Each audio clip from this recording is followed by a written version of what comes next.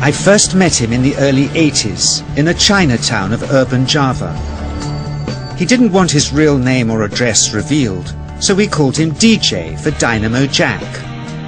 He was only a healer, he said, but he did direct a powerful energy generated from his own body into his patients.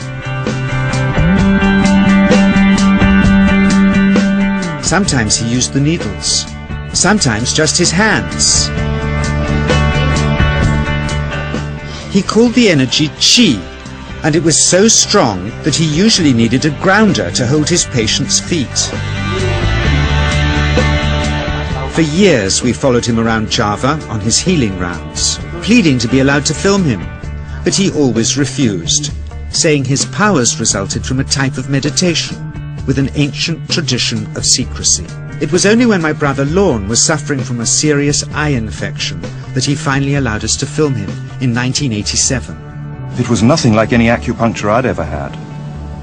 I was getting really powerful electric shocks and couldn't control my movements at all. Yin yang, positive and negative, you know. And my positive from here and my negative from here. And we meet together, this can get like electricity.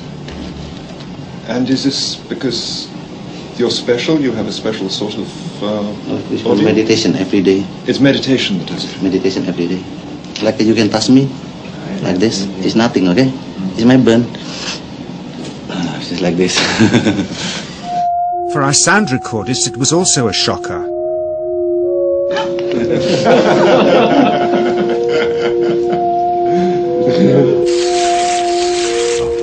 He then took our newspaper outside and showed us how Qi can also be used to set things on fire.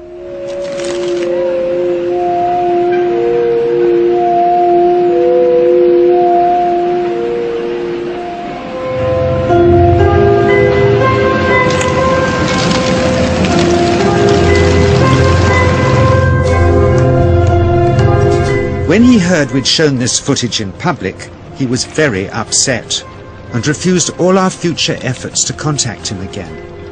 As the years passed, we sadly resigned ourselves to never seeing him again. My brother Lorne never did, for by 1997 he was already dead, when I again found myself with DJ, now treating me for an eye problem. But it wasn't this that brought me back. He had tracked me down out of the blue and invited me to tell me a story. He had just returned from 2 years on a deep meditational journey, alone in the heart of Borneo. Amongst his revelations he had seen, he said, how history was moving on into great change, and the old wisdom was vanishing. So he'd called me back to film just enough of him to remind us that we all have undreamed of powers sleeping within us, and that there's nothing special about him except for his training in waking them. Grounding this patient, my cameraman Joe is having to use all his weight to keep contact. She is pushing him away.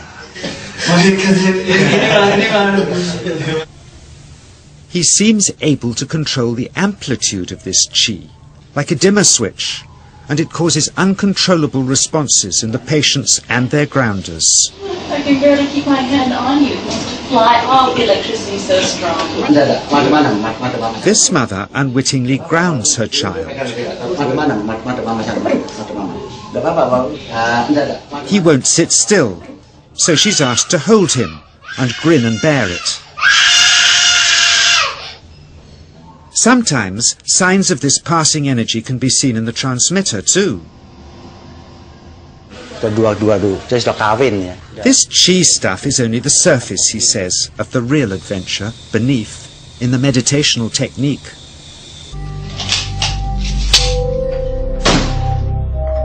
Projecting Qi from the palm of the hand can also be used to resist rifle pellets, he says.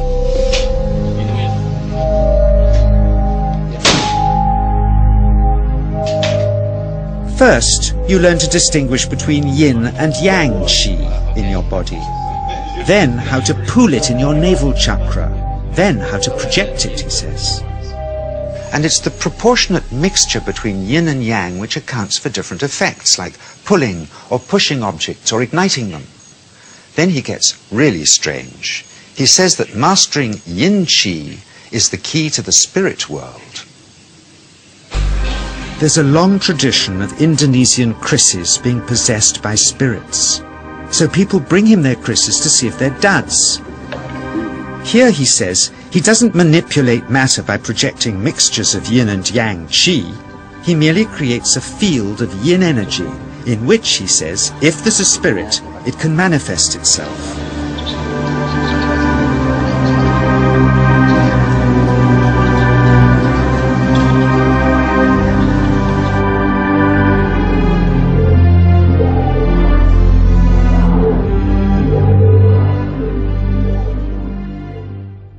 So I invited a small group of scientists back from the United States with measuring equipment to test if DJ was for real.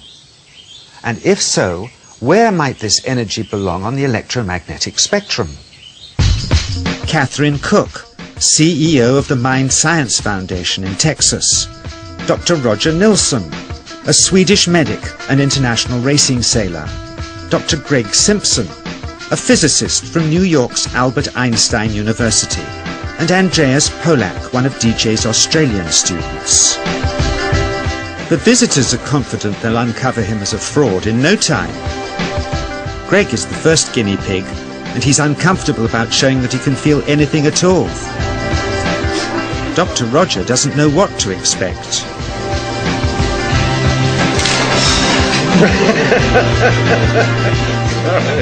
Out comes the metal detector, like the things they use in airports, to see if he has any concealed metal in his body. Then the voltmeter, to try and measure the qi. But how to get it to work? Where's the ground? What settings? DJ suggests that as his negative is his perineum, and his positive is his navel chakra, perhaps that's where the electrode should be attached. He doesn't stand on his dignity. He's eager to help, but still no readings. They're getting shocks off his arm, and now they're on the right settings, but the needle still isn't moving. DJ says it isn't electricity, it's qi. It's 1, 2, up. I feel it in my whole body. I feel it at 3, 0.3. I feel it in my legs. Shit. But suspecting there's some tricky setup on his premises they can't find, they insist we all go to a randomly chosen hotel room several miles away to see if he can light a light bulb with his fingers. It doesn't ground on the wall. So Greg holds and grounds one wire, while DJ pumps qi through the other. The bulbs are LEDs, light-emitting diodes, which ignite in different colors according to the intensity of current. Yes. On, off, on. Brilliant. Oh, you're blinking. Things were going well. DJ was enjoying it too, until he invited us all out to lunch at his local, where he tried to push a chopstick through the table. He couldn't get it through the formica surface, so he came up through an inch of wood from underneath.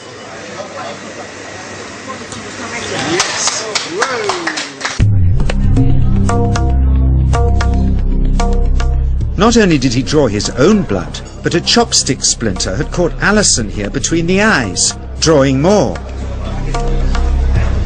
The incident was laughed off apologetically, but next morning he was a different man, drawn and upset. He said he'd been visited all night by his long-dead master, raging that he'd broken the strict taboos of his sect, never to show off in public and never to cause harm or draw blood. He felt deeply chastised. All further testing and filming must end. Never again would he submit to public scrutiny, nor accept any new students. He would sink from sight and continue his healing in obscurity, as he had done since before we met him in the early 80s and had always told us was right.